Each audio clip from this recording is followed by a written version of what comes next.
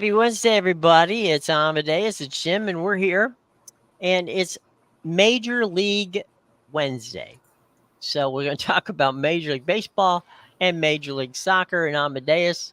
Um, we're less than now 24 hours away from the first game of the season. Technically, it already took place in Korea, but the first game of the season here in North America. And a lot of excitement over a bunch of different teams here this year. And we can get underway. Fox has put out some interesting things, and that is they predict who they feel, their experts feel, are going to be the division winners and basically how they're going to fall out in the standings, as well as the win total. So let's see if we agree with them or that we disagree. And we'll start in the loaded American League East, where Baltimore, is expected to win 95 games. Or, I'm sorry, 97 games. The Yankees 92, the Rays 89, Toronto at 85, and only the Sox under 500 in this killer division. Yeah, it's funny. I actually have the same order, except I actually have the Rays switched with the Yankees. But it wouldn't shock me if the Yankees pulled up second over the Rays, and I definitely do have the Orioles winning this division still. So that doesn't shock me. I mean, yeah, I don't see anything wrong here. They got the Blue Jays right in the wild. Maybe we'll make it, maybe we won't position. Right, Red Sox. I don't think anybody's expecting anything from them. And then you got a very top heavy division here. Obviously, one of the better ones in the American League for sure. I look at it and I could see the Red Sox finishing fifth, but still being over 500.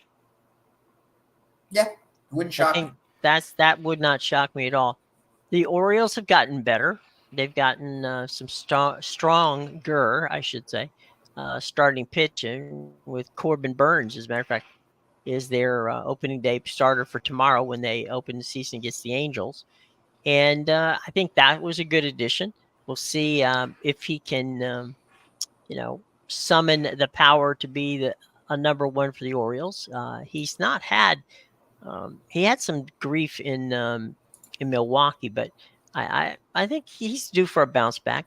The Yankees, everything on the Yankees, and frankly everything on the Rays. I can't speak to the Blue Jays on this, but everything on the Yankees and the Rays boils down to their starting pitching. If they can get good starting pitching, then they'll be there. If they can't, they're going to have to, I remember last year your constant drone about the Blue Jays is they'll score 10 runs. The problem is, will the other team score 11?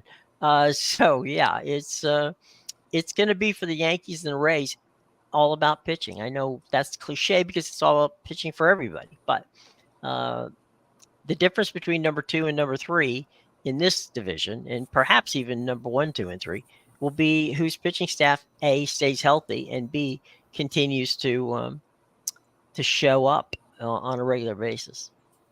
Yeah, and that's why I have the Rays just slightly ahead of the Yankees. I think both of them will probably hit 90 wins. But yeah, I have the Rays slightly ahead because, at the end of the day, the Yankees need big name pitchers. The Rays have shown many times it doesn't matter who they throw out on the mound, they'll figure it out. So definitely I would give the edge to them there. Well, the Rays play small ball really well, number one, station-to-station baseball. They play defense, so they don't usually beat themselves. So that's why I think year in and year out, they're right in that 90-win category. They're not going to be a 100-win team. And since you have this whole setup with this division just they're just feast on their own. I mean, they're just this is one of those things where you don't get a night off when you're playing a division game. They're all tough. Yeah, and that's part of the reason. Another part of the reason why I think really all three of those teams, the Orioles, Yankees, and Rays, can hit 90 wins is because I think it's a very strong division. And now with the new rule where they don't play as many division games, like Yeah, these teams are going to be destroying the AL Central or things like Oh that. yeah, So that's and definitely, part of the West. Yeah. yeah. So So definitely see that as a factor as to why all three teams can hit 90 wins for sure. okay, so here is the aforementioned American League Central, the Twinkies. This is truly anybody's division. I honestly, I don't think. I mean, look, they got Cleveland behind Kansas City, and the White Sox. By the way, ESPN has the White Sox winning the division. So there you go. In the proverbial, anybody can do anything here. How many years have we seen that the experts glom on to the Chicago White Sox to win this division, and they never do? I've given up on them a while back. They got Detroit 10. Well, so has Vegas because Right. they are the fifth team out of with the Just- odds to win this division. Well, out of curiosity, who does Vegas have winning this division? Is it the Twins? Yeah, I believe they are the favorite. I'm going to double check just now with the divisions. Let me just pull them up here. Yeah, so they got the Twins as a minus 120, and the White Sox are plus 3,000, the fifth team in to win. And then the Royals are 4 at plus 900. So they think the White Sox have no chance. Yeah, for sure. I wouldn't be surprised if Kansas City won this division. And I'll give you a reason. The reason is Kansas City has taken the Rays, the Astros, and Baltimore's tact on how to approach playing ball, but also building a team. So Kansas City's young. They've got really good young starting pitching. They've got really good young defensive players. So I could foresee, as a dark horse here, the Royals kind of sneaking up on everybody. And I think that's probably it. I honestly, you could shake these 5 teams up in a bag, pick a name out of the hat, and any one of those 5 names could win this division. Yeah, so I totally agree. The Royals have a lot of young talent. And like I said, I think truly anybody could win this division. So it wouldn't shock me if the Royals were the one that come out of it. But yeah, going back to what you said about, every year it seems like people are trying to make a case for the White Sox as winning the division. I'll take it even further. Every year it almost seems like, the Twins are always counted out, and every year they're the favorite and the team that ends up winning it. So look, I'm going to say anybody could win this division, but in reality, I think it's the Twins to lose, really, right? Everybody overlooks them every year. They do have the best team. Would it shock me if the Royals or somebody else won it? Absolutely not. This division, anybody could win it, but year in and year out, everybody underestimates the Twins coming in the season. They're always leading the pack. So I chalk this division as up to it's the Twins to lose. How bad you want the division? That's a good point. I have no beef with that. I think that you're right on. And, Minnesota probably doesn't get the credit they deserve for, the consistency that they've had like they have over bad years. Players too, right? Like Byron No. Buxton, and every year they're counted so it's always like we got to find a way to make a case for another team. And I totally agree. Anybody could win this division, but the Twins, Minnesota, it's theirs to lose. Yeah. Minnesota reminds me of Milwaukee in the National League. Okay. They're always there. We know they're going to be there, but and I say we, those of us who pontificate on these types of things, say that, Milwaukee's going to, or the Cardinals are going to beat, win that division. And year in and year out, the Cardinals obviously always show up, no question about it. But so does Milwaukee. And so you sit there and go, all right, interesting stuff. Milwaukee is something that we'll get to in a few minutes. But no, you're right about Minnesota. Minnesota is always there in contention in the last week of the season. And, that's when most people wake up and go, oh, man, look, Minnesota's here. They've just been, plodding along. For the most part, the last few years, Cleveland has bolted ahead and then given it back during the course of the season. The White Sox had 1 year a couple years ago where it looked like they were going to make it, and then they folded at the All-Star break and never to be seen again.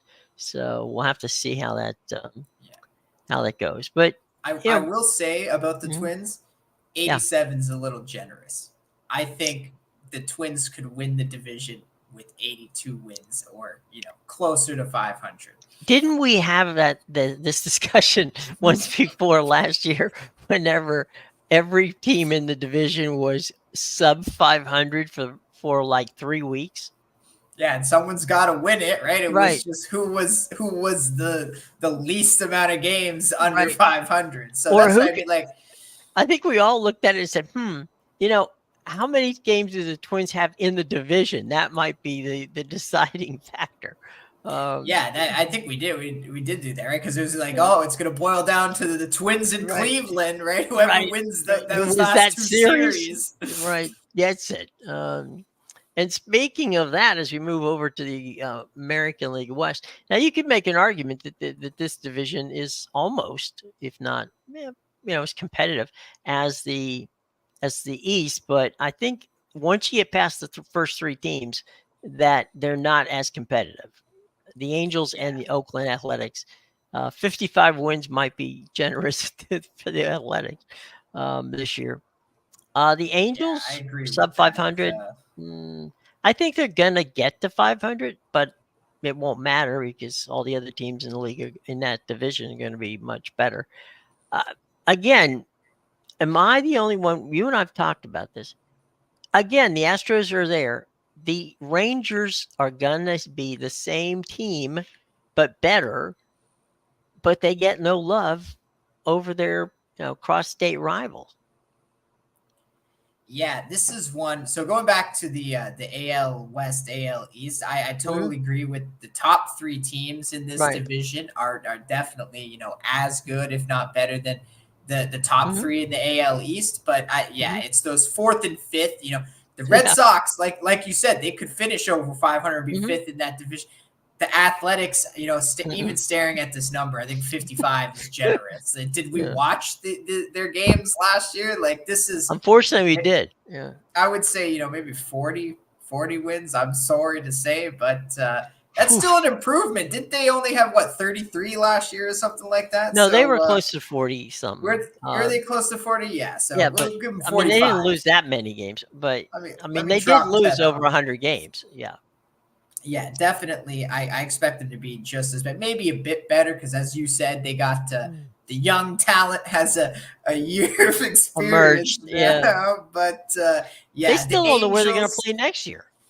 Yeah, and then with the Angels here, I think we're being generous at 77 too. I think we could be staring at a under 70 win team with the Angels, but. I find it funny with the top 3 here. They have the Rangers and the Mariners at the same record. Yeah. I think you could put the Astros and the Rangers at the same record, just like how they finished last season. And the Mariners are good, but like I said, I have to see it to believe it with them. Every year you talk this team up, and every year they fall short of the mark. So I think 90 is a bit generous. I think they're a good team. They could hit at 85, but I think 90 is just a bit generous on the win side. Well, I mean, look, my buddy Dave Sims is the voice of the Mariners television, has been now for about 15 years. And even he had to admit that they spit the bit last year. They had a legit chance of winning that division in the last 3 weeks of the season. And they not only didn't win it, they tanked so bad that they barely made a playoff spot. And with the talent they have on that team, I don't know what to say. I mean, the Mariners have as good a team as the Rangers or as the Astros. And they even have good pitching. But they just don't seem to perform. And whether that's the manager's problem, general manager's problem, chemistry in the clubhouse, I have no idea. But the Mariners in the last 3 weeks of the season last year, as a matter of fact, if you recall, it was the Rangers being able to beat the Mariners in that last series that put the Rangers ahead of the Astros in the division and gave them the division title.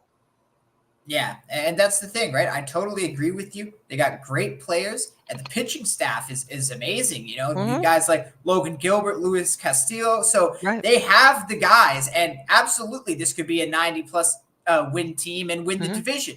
But, you know, it's the same story with them every year, and until I see it, 85 or less for me is where I'm going to stand on this team until they prove me otherwise. There you go. All right, so there's the West. Let's move over to the National League. And we'll begin with the East and the National League. Atlanta Braves at 100 wins. Phillies at 93. Miami getting above the, 500 level at 84. The Mets at 84. I don't know. The Nationals at 69 and 93. Okay. I can see the Braves winning the division. I don't know if they're going to win 100 games. It's possible, but I don't know about that. Philadelphia at 93. I don't see the Phillies winning this division. For some reason, the Braves will win, but I think the Phillies will go further in the playoffs.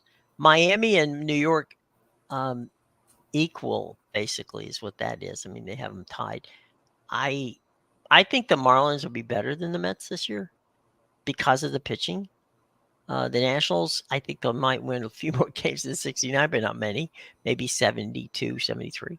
But I think the Marlins are a better team than the Mets by at least 2 or 3 games. Yeah, so I'll give you this one. I think the Braves are a 100-win team. Okay. For sure. I think 93 is very generous for the Phillies. Okay. Even in the previous years when they've made the runs, they don't win 90 games. This is not a 90-win team. It's somewhere, in the 80 to 90 range. I'm not saying they're going to be a bad team. They're not a 90-win team. And frankly, I think you think the Marlins could be better than the Mets. I think the Marlins could be better than the Phillies. I think they can be second in this division. Well, look, I think Miami's got the best pitching in the division. Okay, even better than the Braves. They just, if they can hit, that's the. I throw the codicil out here with the Marlins. They're going to have to score runs, and they were terrible, absolutely terrible last year at playing small ball, and that's the only thing they can do is play small ball. They don't really have the major bats that can it's going to get you that 3 runs on a home run with 2 guys on base.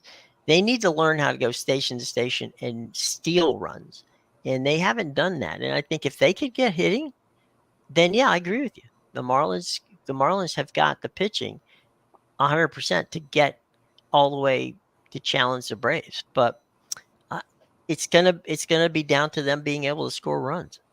It's kind of odd, isn't it? Because you got most everything we've talked about is can you have pitching? Well, Miami's got the pitching. It's can they, and they didn't add anything in the off season to help that hitting aspect that they had problems with last year. Yeah, and that's why I think they can improve in that area without adding, just because look, they had arguably the MVP in the National League last year in Luis Ariz, and obviously they have the young stud Jazz Chisholm Jr. there, right? So they have guys, and he was injured a lot last season too. True. So they have guys that can hit. They're young players, right? Obviously, consistency is an issue right now, but that's a big reason why I think the Marlins can improve in the hitting this year without necessarily adding pieces, because they have young players where I think if they're kind of like the Blue Jays a few years ago. If they just start to hit more consistency, then you can definitely score runs and play the small ball game. They can definitely get guys on base. So I think the Marlins have a chance, definitely. But also the other thing with the Phillies is the pitching worries me. It's always an issue coming in the season. They lock down Wheeler and Nola, but we never know what Nola and Wheeler are going to be like coming into the season. One year Nola was a stud and Wheeler was questionable, and then last year Wheeler was the stud and Nola was questionable. So don't know what I'm getting from these guys, and those are your number 1 and number 2. Yeah, here's the thing too about that, and we could drag Ray Cape into this. It seems down the stretch that the Phillies bullpen blows some really obnoxious games. I mean, it's like, what? How did they blow a 4-run lead in the last 2 innings of the game? I mean, they have had problems, with their, basically with their relief. Relief has been a problem. Even when Nola and Wheeler are actually pitching well, it's almost, you can almost see the pain in their face when they have to turn the ball over to the bullpen. So, yeah, that's been my biggest issue with the team the last 2 years. Their bullpen has been terrible. Right. And to be fair, I have no idea what the Mets are going to be like. I truly don't. I mean, there's just so much. I don't want to say upheaval, because that would lead one to believe that there's something going on nefarious in the inside the locker room. It just seems like they're missing something, and I don't know what the something is. I'm not crazy about their pitching. They got the polar bear at first base. I mean, he's going to stroke some big home runs as well, Alonso. I'm sorry, but I just, when you can't put your finger on something and you just say, I don't know what it is, but there's just something there that's not working. And that's really, to me, that's where the Mets are. There's something there that's not working. I don't know what it is. Yeah, I think, again, last year was a really bad year for them. Obviously, they had the great season, but, they started the season, you lose your closer in the World Baseball Classic, and then you tried this experiment out with Verlander, Scherzer. Didn't work out. They didn't pitch well, and it set you back last season. So I'm totally with you. That's part of the reason why I haven't even brought up the Mets, really, because I don't have a problem with them in 4th place. It wouldn't shock me if they won 100 games and won the division either, though, just because we've seen it happen, 2 years ago. I'm totally with you on this. They are a true wild card in this division, and personally, they're just one team I have to see it, right? Because last year, I'm with you. I view it like, what was the problem last year? They don't hit when they need to hit. And even though they have the pieces, and the pitching was kind of like a write-off last season. So if they come into the season with better pitching, I think they have the potential to definitely be a better team this year. But the consistency is an issue with the hitting. There's so many question marks with this team. Like I said, it wouldn't shock me if they were 4th. It wouldn't shock me if they beat the Braves out and won 100 games, because we saw it 2 years ago. And obviously, they didn't win the division 2 years ago. They finished with pretty much the same record, 100 they were very close. Yeah. I think, too, this is a Mets team that's getting older. And if they don't start, coming through soon, that's going to be a problem for them. You tend to, it's just an issue from that standpoint. So we'll see. I mean, I agree with you. The Mets could win in triple digits like they did 2 years ago, or they could be, rivaling the Nats, depending upon, what goes on. Struggling to get over 500. So again, I have no idea what it is, but there's something missing in that. They're like the Mariners, right? I need to see it. Got to see it with my eyes. Although I think the Mariners have better talent, but yeah. I mean, you're right. Got to see it. Give them the eye test. I don't. They're one team that I might have to just judge off the eye test, because we don't know. Okay. We said a few minutes ago when we were talking about the Central in the American League that you could almost put all these names in a hat, pull one out, and any one of them could win. Welcome, ladies and gentlemen, to the same exact thing. I don't know what's the matter with the Central divisions in baseball in either league, but here we are. Fox thinks that the Cincinnati Reds, under 90 wins, are going to eke out. Now, in fairness, the Reds had a couple of really good streaks last year where they looked like they might be the best team in the Central. So I get that, but then they fell back, and they fell back hard. The Cubs, I don't know. The Cardinals, they're giving not a lot of love there. The Pirates close. I mean, look at that. 88 games. The Reds are at 88. Okay. The Cubs are at 86. The Buccos are at 81. Okay. And Milwaukee's at 78. So the Brew Crew, okay, in their mind, is only 10 games out of first place if they if everything played to chalk here to what they put down.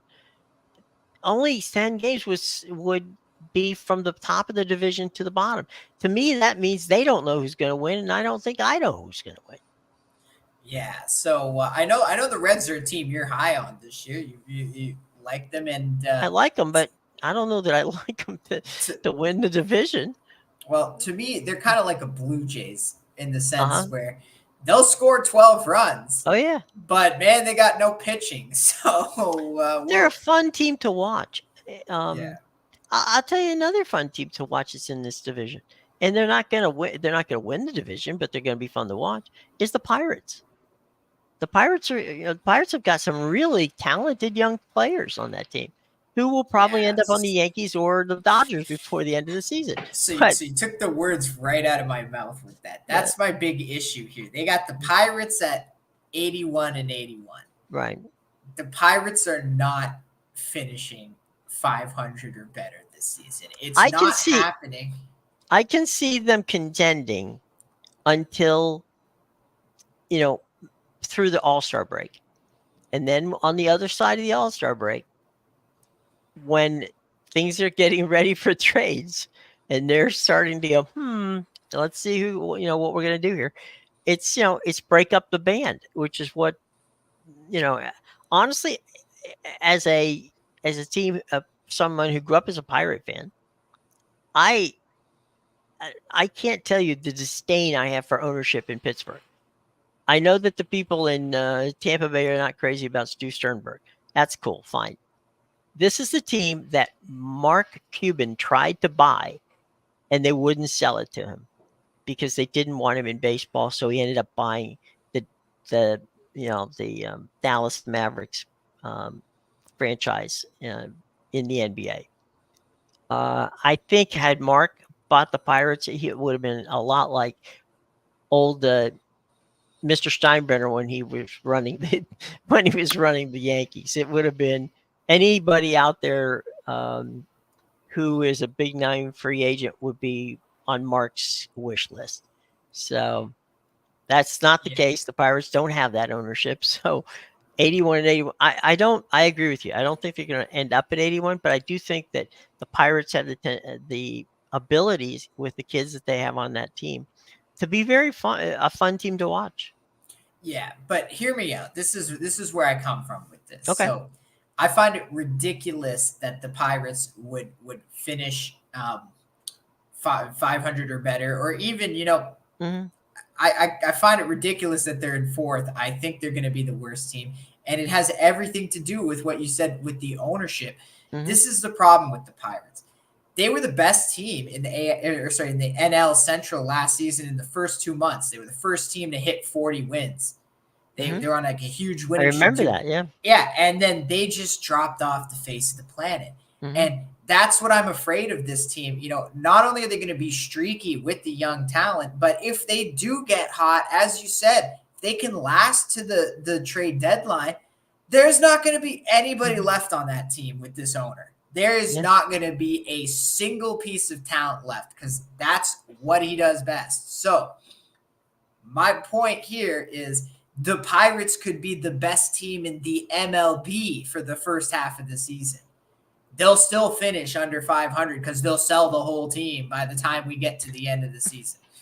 Yeah, I think we talked about Philip Roth wrote a novel back in 1960 called The Great American Novel. And it was one of the stories in the Great American Novel, because it's a bunch of short stories, is a story about a owner who owns a team and then decides he wants to sell his stadium. And so they played all 162 games on the road.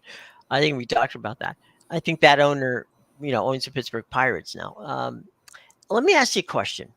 This is something I've been throwing out for a while. In baseball, they have a luxury tax, meaning you get penalized if you spend.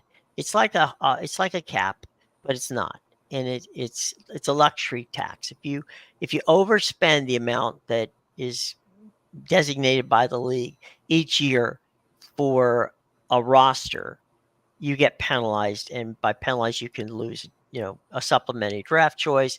It could be money. There's a number of different penalties depending upon what you do to egregiously pass that. But what they don't have, and what I think I would like to see, is a minimum amount of money you have to spend on the team. Okay? They don't have a minimum.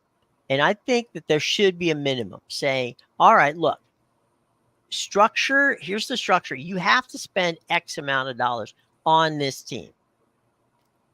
And I think that would, for competitive sake, because the Pirates are making money off of the success of the Dodgers, the Yankees, everybody who breaks the tax, the money goes to the bottom teams. So the success of the Dodgers is going back to the Pirates and others. So yeah, that's a very interesting point. I've never heard somebody, have an idea like that, and it really does. It intrigues me because that's a great point to make with the competitiveness. You don't get that in the sports with salary cap because you can't go past the salary cap, and if you want to, now you're going to start talking to players and restructuring contracts and deferring money and things like that. But yeah, with the luxury tax, there's no salary cap. As you said, you can spread $150 million worth it if you're willing to pay whatever the penalty is going to be. And that's why you see teams like the Dodgers and the Yankees constantly with the highest payroll because they have owners that don't so much care about the penalty. And I think that's a very important to make because obviously, everybody points to the Athletics with the lowest, payroll in baseball, 33,000 or something like that. And absolutely, I think when the best team in your league is spending $450 million in contracts a year versus the worst team is spending 33,000, you got a big problem. We're talking hundreds of millions compared to tens of thousands. It's 33 million. Or sorry, 33 million. Why did I say 1,000? But 30. But still, we're talking hundreds of millions, right? 450 million.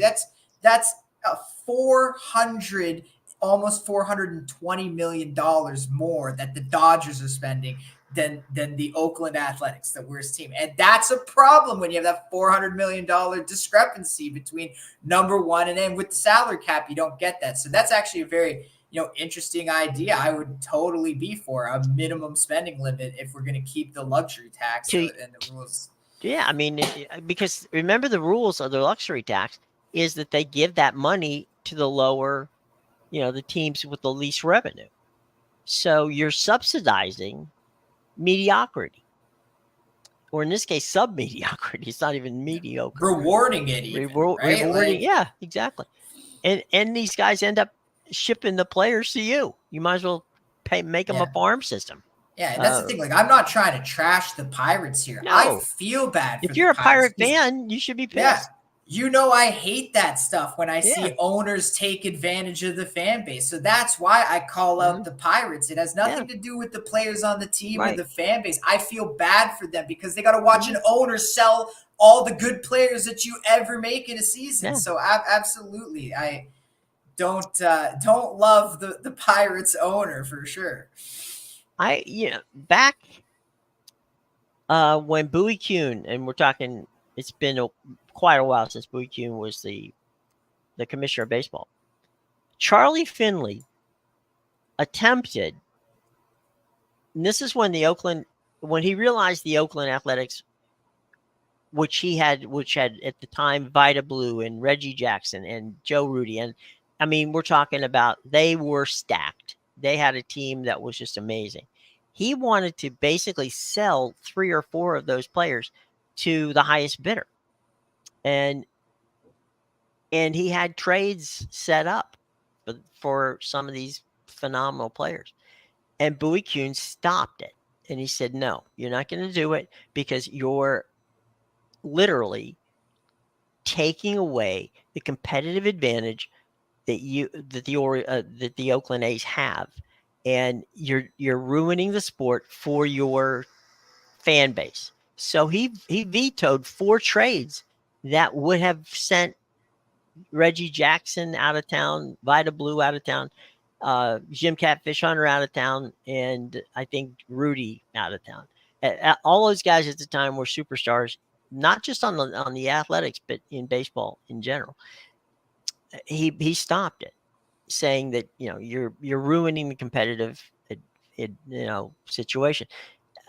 There's no Bowie Kuhn anymore. You can do whatever you want, but I do think there should be some sort of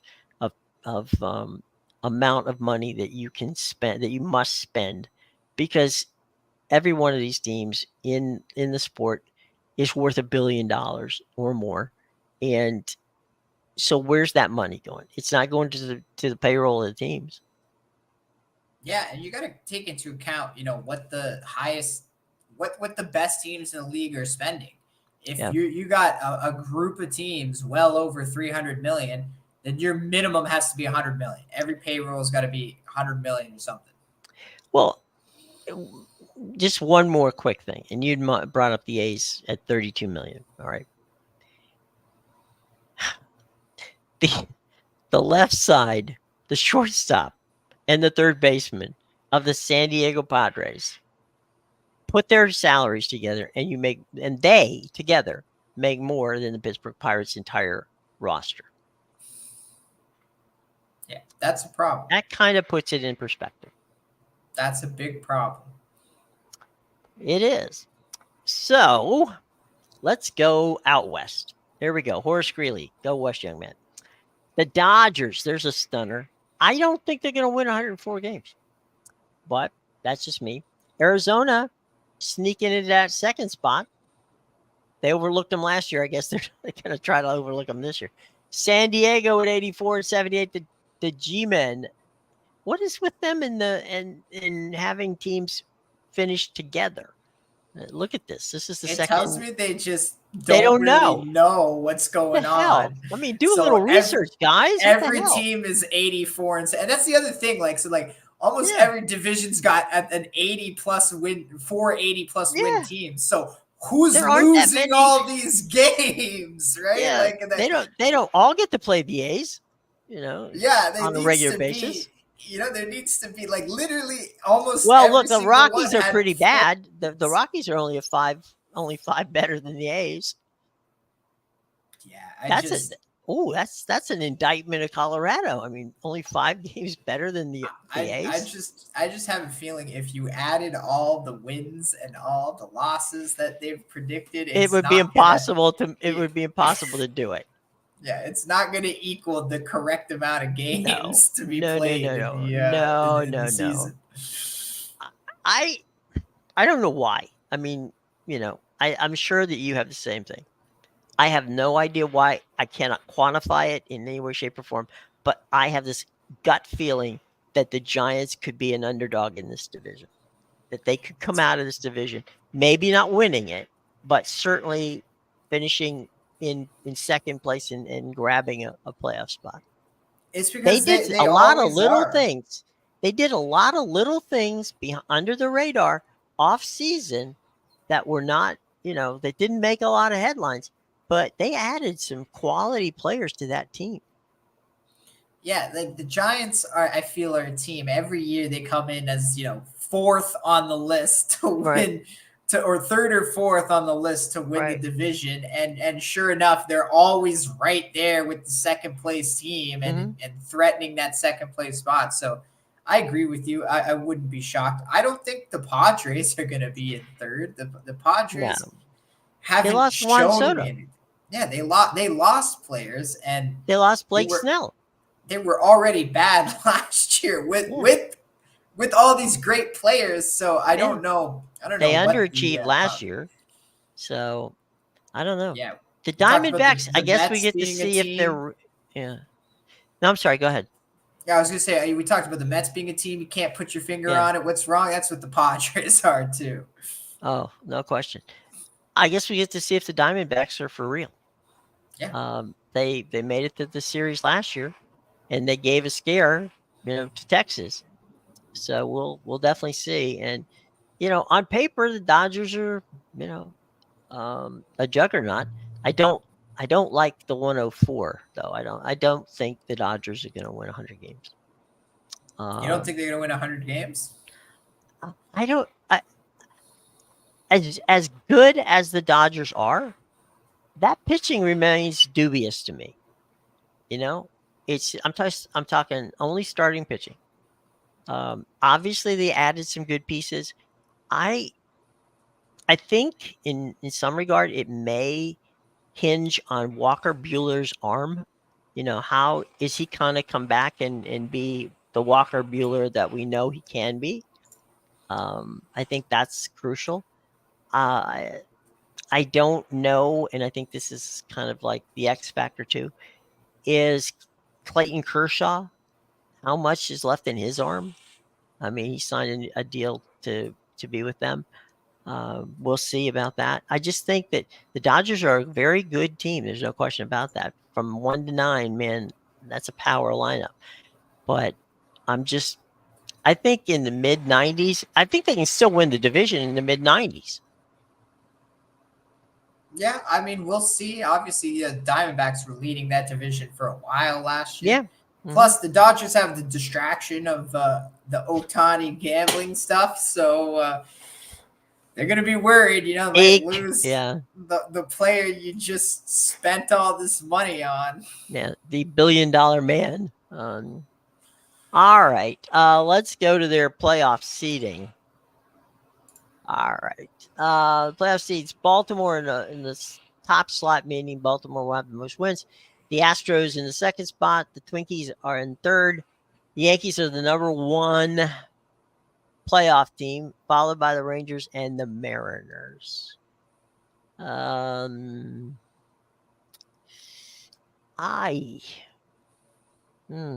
don't know. I mean, Yeah. I don't know that the Orioles will win as many games as the Astros or the Rangers. Thinking one of those two teams would win the West. I say that because we talked about this early on. The battles that they're going to have within division is going to be monumental for the Orioles. The Astros and the Rangers, yeah, it's just as tough in that regard. And they got the Mariners sneaking into the 6th spot there. I don't know. I don't know. I mean, I see that all those teams, I wouldn't argue that those 6 teams, are the 6 teams that would be in the playoffs, but I'm not sure that I would seed them that way. Yeah, so I would say probably the Rangers win the division. Yeah. And I'd put them at the number 1 seed. We'll put Baltimore number 2. Minnesota will be the 3rd seed with the worst record of the 6 teams. Barely over 500. And honestly, I would take the Mariners out, and I would have Astros, then Rays, and then Yankees in the wild card. Yeah, I wouldn't disagree with that. I think they're making a bold assumption on what's going to happen in Seattle this year. Go over the National League. The Dodgers in the 1 seed, the Braves in the 2. I'd flip that. Cincinnati, Philadelphia, Chicago, and the D-backs. Boy, they love the Cubbies here. I don't know. How did we get 2 Central teams in the play? They really think there's going to be 2 Central teams in the playoffs? I don't. I don't even think I know they had Where's the Marlins? 88 wins, but I was going to say that's the one thing I agree with. The Central winner will have less than 90 wins. You're not getting 2 teams in there. The Marlins, I would have really the Diamondbacks, the Phillies, and the Marlins. Yeah, no, not the Cubs. No. And I would flip the Dodgers and the Braves. I'd put the Braves at the top and the Dodgers as number 2. Close, but I still would do it. But I don't agree after 4. After 4, I don't agree with the Cubs and the Diamondbacks at all. I think that's a mess. I think the Diamondbacks will be there. I just don't. I think the Marlins are. Where's the Marlins? Why aren't they in there? Yeah, I totally agree. Diamondbacks. and Marlins in there. Yeah. So they'll be interesting. All right. So here's who's going to be in the World Series. So this way, ladies and gentlemen, they don't even have to play starting tomorrow because Fox knows who's going to win the World Series. Philadelphia and Baltimore. Okay. And the Phillies win over Baltimore in the World Series. Let me just say that if that is the World Series, and look, it could be, it absolutely could be, that Fox executives will be jumping off of the bridge in New York because no one will watch that World Series. As much as people say that they want to see, the underdogs make it, the Orioles and the Phillies in what in essence is a 90-mile I-95 World Series is just not going to make that, to me. I mean, look, as I said, the Phillies could, and Baltimore, could they be there? Oh, yeah, hell yeah. That very much could be the World Series. But I'm not so certain that that's the World Series that people would like to see. Yeah, I definitely think that, both teams are very good, and both teams very well could make the World Series. But to me, that's such a random prediction. Phillies and Orioles is just... Well, it's kind of like the 5 teams that are going to finish with 85 wins that they had. Everybody's got 84 to 88 wins. And this looks like 2 60-win teams in the league. This looks like you and I at a bar, right? And you say to me, and we're throwing darts, and you say, if there's a wheel with names on them, right? And I throw my dart and I hit Philadelphia, and you throw your dart and you hit Baltimore. I think that's where this. I think these guys were out having lunch, or maybe a little happy hour there around a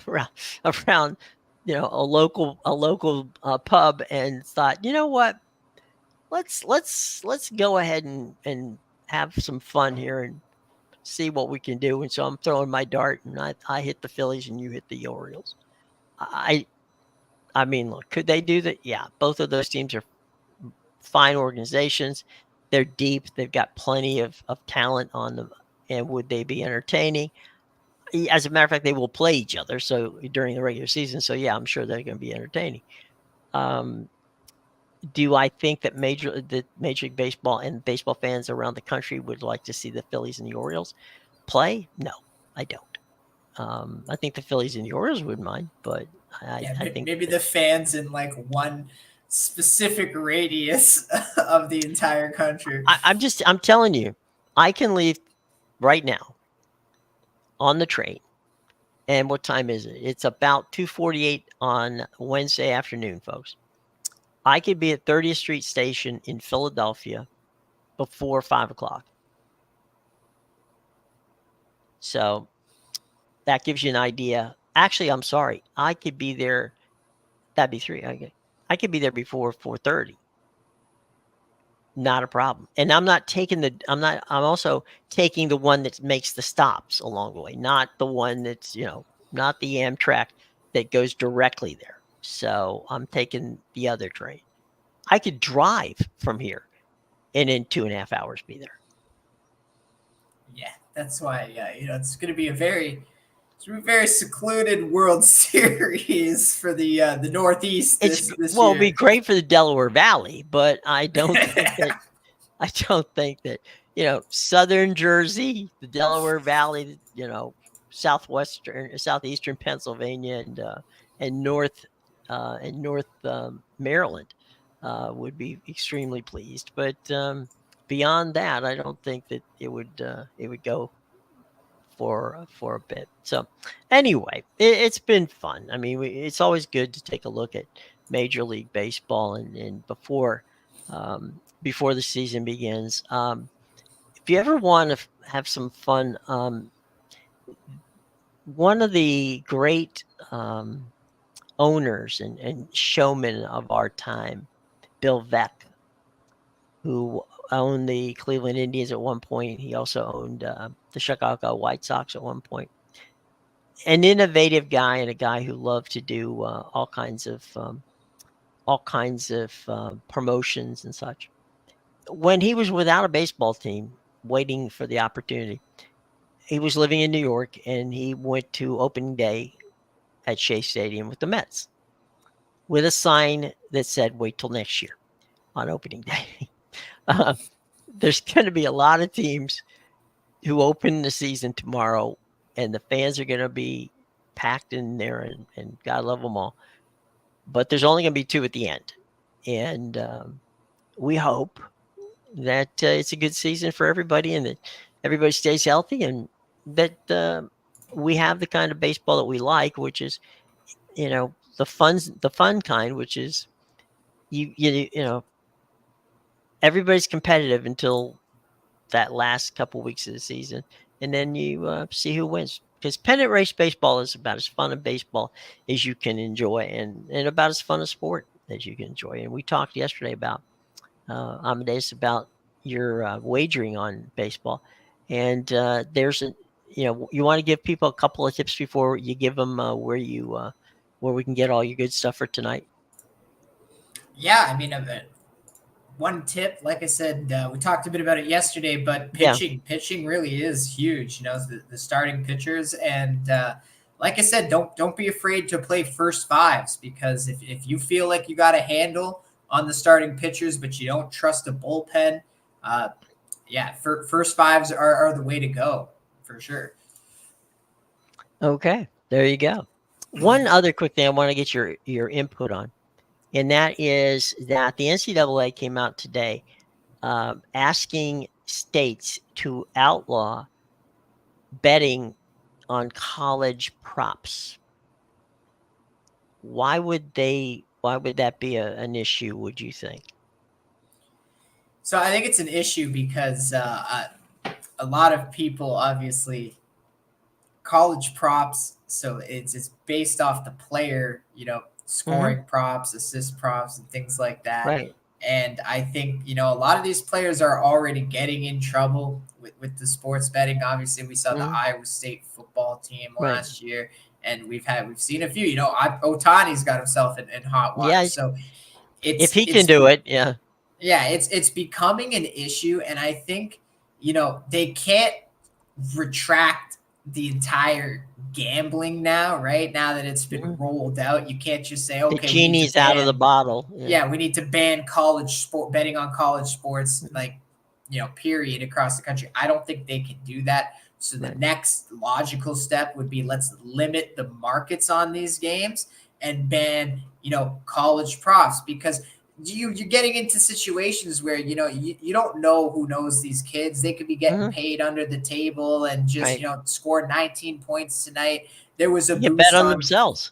Look, there was a boost on FanDuel the other night in the Purdue Utah State game. It wasn't in Canada, at least. Zach Edey to score 25 points and Purdue to win. Well, guess what? Edey had 23 points. So there's things like that. There's been a lot of, shadiness and what looks to seem like points shaving. So I think that's a big reason for it. The genie is out of the bottle, as you said, and you can't now retract and say, let's ban all college sports. So what's the next logical step? You limit the markets that people can bet on. And so you just take away all the props, halftime bets, things like that. You just bet the side or the total. Soon will be the goal, I guess. I remember the 30 for 30 episode of the U, which I was involved in quite a bit, of the University of Miami when they were the Renegade team. And Alonzo Highsmith's, one of his great stories was he was, in high school, and one of the fans came up to him, tapped him on the shoulder, and said, "Alonzo, we're going to win tonight." He goes, "I sure hope so." And he said, "So do I. I got $20,000 bet on this game." So, and the players know, right? So, hell yeah, they know when the pressure's on. I mean, it's they're not totally ignorant to what's going on out exactly. there. Our boys know I was betting on them every game. So they know they know the spread. These guys, you can't hide it from these kids. So that's just, I think, where the issue is coming. Well, I mean, I remember Steve Spurrier and this is before, before betting was big, and legal in states around the country. And whenever he would, his first, press conference on a Monday would be, the first thing he would ask is, who's favored in the game between, the Gators and whomever they were playing. And somebody would say, well, this point spread's 20 points. He goes, 20 points. They only think we're going to beat that team by 20 points. He's like, yeah. It's like, man, they're disrespecting us. And you're sitting there going, Steve, what the hell? You're talking about gambling here. But the funny thing with Steve was he wasn't the gambling part of it. Wasn't it? It was the point spread that was put out by Vegas was in his mind, okay, we should beat them by that much, or they should beat us by that much, right? Whatever the point spread was. So he was fascinated by what other people perceived his team to be. And so that's why he wanted to know. You want to know, if the Gators are being respected or disrespected. And so he would use that as a motivator. These people think that we're not good enough to beat, Alabama by X number of points, or these people think we're only going to beat FSU by this number of points. So he used it as a motivator. And right now, I'm sure that the NCAA is concerned that there might be, there used to be the point shaving potential, right? Where, you could, if you wanted to, basically guards were the ones that used to get involved in that, because, a guard could miss a free throw or not quite, hit that shot, and that they don't cover, and they only have to miss one shot during the course of the game for that not to work. Yeah, and I think we've seen enough shadiness towards the end of this basketball season to see why this is becoming a concern. But yeah, definitely, the kids know, and they still use that as a motivator to this day. Are you kidding me? They know when they're dogs. Yeah, I mean, I wouldn't doubt that many of them have FanDuel accounts of their own, if nothing else, just to look at what's going on in and around, the conference. 100%. So, it is what it is. All right. So where can we find all your fun stuff? Yeah, make sure you check out my premium picks at bigal.com, pickadvisor.com, theinsidersroom.com. Links are in the description below. I'm coming off a nice 4-1 day. Went 1-1 on the pitch, 2-0 in college basketball, and 1-0 in NBA. It's not a heavy night for me tonight. I just got one soccer play in Argentina that you can go check out. I'm on a 7-1 soccer run in the last going back to last Thursday, so make sure you check that out. And I got one NBA play for tonight, coming off a winner last night with the Mavericks. I'm on a 4-1 run in the NBA, so make sure you check that out. There you go. All right, everybody, tell you what, we didn't get a chance to get to soccer, but I'll tell you what, we'll do that tomorrow, and because the games aren't until Saturday anyway, so we'll get back to we'll make it a Major League Thursday for that. And by the way, tomorrow, since it is opening day, we probably will have some baseball scores for you as we go along during the course of the show tomorrow. So stay tuned. We're going to have some fun tomorrow. We'll talk soccer. We'll sneak in on what's going on in, obviously, the Sweet 16 begins tomorrow again. And we'll have some fun with some basketball, some baseball, and of course we'll talk some Major League Soccer. So a little bit of everything tomorrow, everybody. So until then, everybody take care. For Amadeus, I'm Jim. Be well.